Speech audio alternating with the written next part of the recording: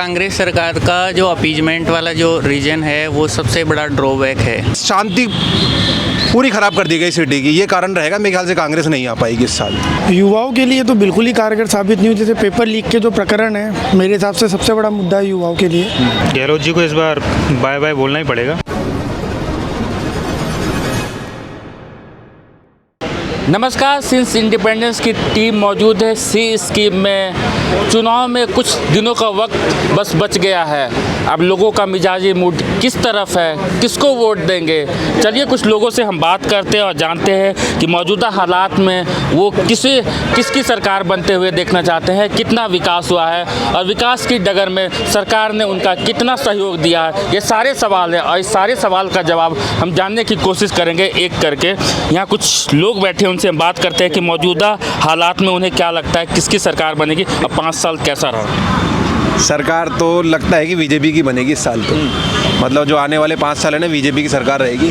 क्योंकि जो last 5 years में जो काम हुआ है ना कांग्रेस सरकार में, जैसे कुछ रेप हुए हैं, जिसको जिंदा शायद एक बच्ची को जिंदा जला भीलवाड़ा में, हाँ भीलवाड़ा के अंदर उसको जला दिया था।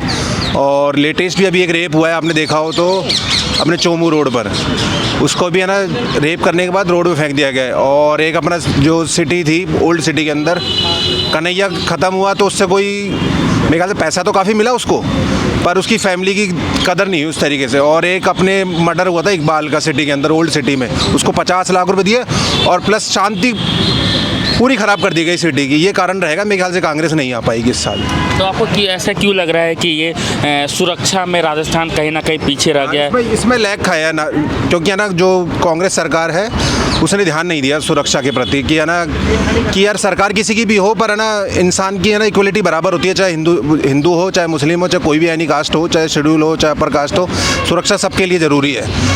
उसमें उसने ध्यान नहीं दिया सरकार ने, इस कारण से मेरे ख्याल से वोट नहीं मिल पाएगा इस साल। चलिए अब हम बात करते हैं। इन्होंने कहा कि सरकार जो है कहीं ना कहीं सुरक्षा पर कहीं ना कहीं एक विशेष समुदाय को मतलब समर्थन देती है, मतलब कहीं ना कहीं तुष्टीकरण की राजनीति का एक आरोप लगता है।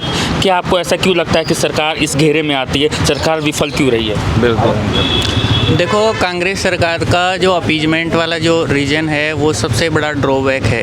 वैसे गहलोत सरकार ने बहुत अच्छे काम करवाए हैं, लेकिन वुमेन सेफ्टी और अपीजमेंट की वजह से कहीं ना कहीं बैकफुट पे जा रही है। अगर हम बात करें यहाँ रोज़गार में, तो आप क्या लगता है कि सरकार कितनी सफल हुई है यहाँ रोज़गार पैदा करने में, यहाँ युवाओं को रोज़गार देने में? और दूसरी तरफ जहाँ सरकार फ्री स्कीम जो बांट रही है तो वो कितना कारगर है?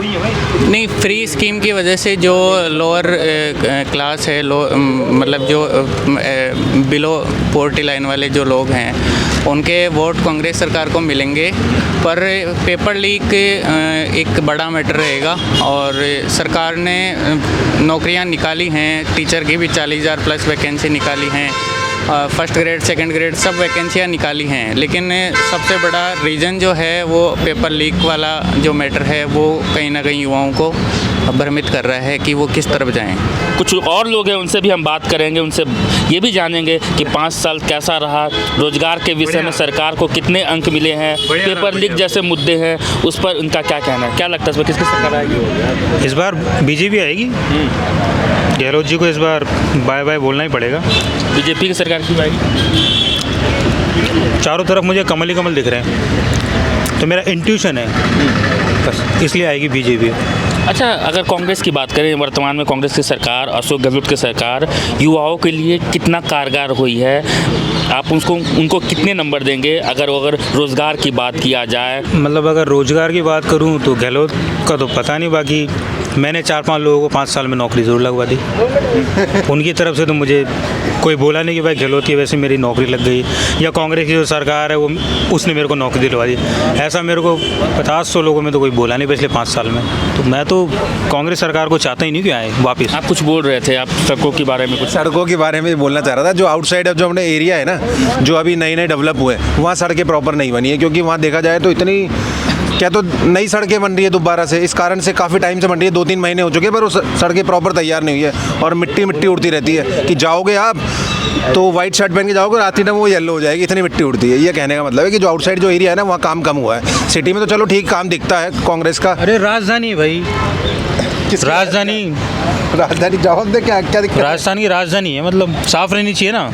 तो बहुत गंदी रहती है, इतनी ज़्यादा गंदी रहती है। सड़कें जो सुधरी है ना लास्ट मोमेंट पे सुधरी हैं, लास्ट मोमेंट पे ये 2 महीने के अंदर सुधरी हैं। बाकी बारिश के टाइम में सड़कों की बहुत बुरी हालत थी और स्पेशली जो अंडरपास हैं, हर जगह हर अंडरपास पे इतना ज़्यादा पानी भरता है और ये काफ़ी दिनों से ये प्रॉब्लम है। तो इस वजह से लोग नाराज़ हैं और लास्ट मोमेंट पे करा है तो हो सकता है अब किस फेवर में जाता है वो। चलिए कुछ और लोग से हम बात करें। इन्होंने कहा कि लास्ट मोमेंट पर सरकार ने सड़कों का ध्यान रखा।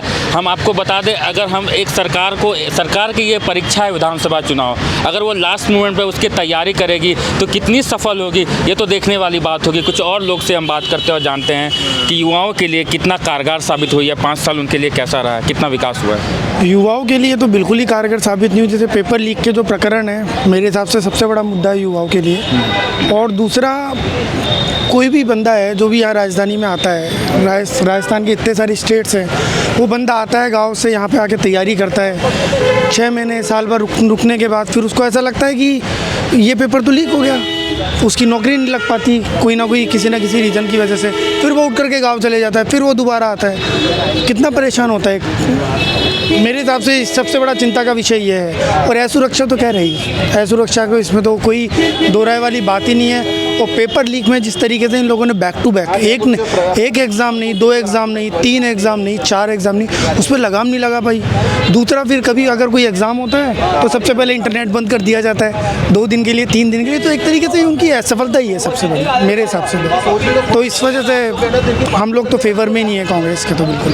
चलिए, तो लोगों से मैंने जानने की कोशिश की, युवाओं से जानने की कोशिश की। जो पेपर लीक है इस चुनाव में एक गंभीर मुद्दा होने वाला है, लोग इसी की सोच में रख कर अपना मत देंगे। और कुछ लोगों से हम बात करते हैं और जानते हैं मौजूदा हालात में क्या लगता है, किसकी सरकार बनेगी, सरकार ने कुछ काम किया है और आने वाले सरकार से क्या उम्मीद है। सर जी, सरकार ने काम तो किया है, जैसे आपने बताया कि सड़कें बनाई है। सड़कें लास्ट मोमेंट इसलिए बनाई गई है कि इनको अपना बजट पूरा करना था, जो इनका फंड था वो उन्होंने पूरा कर दिया। और सरकार में देखा है तो दोनों बराबर टक्कर है, कोई भी आ सकता है, उसके अंदर कुछ कह नहीं सकते अभी हम लोग। लोगों से हमने बात किया और जानने की कोशिश की कि इस बार विधानसभा चुनाव में लोग किसको मत दे रहे हैं, किसको अपना अधिकार देंगे। समस्याएं बहुत हैं, जैसे पेपर लीक मामला हो, महिला सुरक्षा हो और तमाम जो सवाल हैं जो बीते 5 साल में उसका निवारण नहीं हुआ है। मौजूदा सरकार ने कितना विकास काम किया है ये तो वक्त ही बताएगा, लेकिन ये तो स्पष्ट है कि लोग कुछ मुद्दे हैं उस पर गंभीरता से इस बार चुनाव में अपना वोट देंगे। इसी जहन में रहेंगे कि इस बार किसको अपना वोट देना है। कैमरा पर्सन विक्रम पांडे के साथ मैं प्रियांशु सौरभ, सिंस इंडिपेंडेंस सी स्कीम, जयपुर।